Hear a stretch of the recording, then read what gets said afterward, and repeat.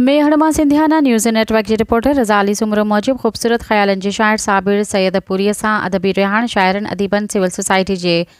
मेंबरनि शिरकत।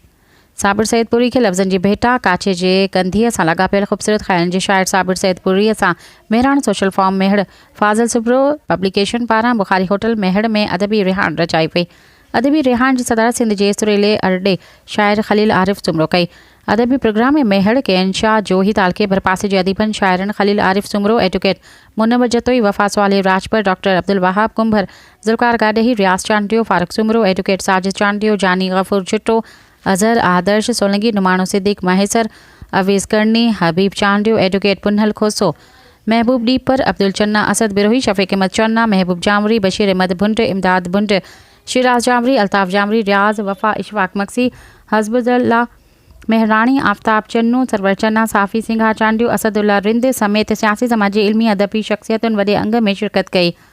अदीबन शाइरन राहिब रिहाण साहिब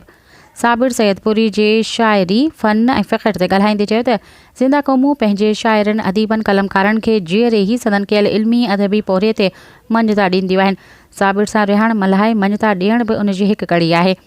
साबिर जी शाइरी में काइनात जी ख़ूबसूरती सां गॾोगॾु वणनि ॿूटनि गुलनि पोपटनि जा रंग समायल आहिनि। इन मौक़े ते खलील आरिफ सुमरो इकरार दानिश चांडियो आजिज़ आशिक दुनियो ज़ुल्फ़ार गाडेही ऐं ॿियनि अदीबनि पारां साबिर सैयद पुरी ते मक़ाला पढ़िया जॾहिं त मुख़्तलिफ़ शाइरनि पंहिंजी शाइरी ॿुधाए ज़बरदस्त दाद हासिलु कयो।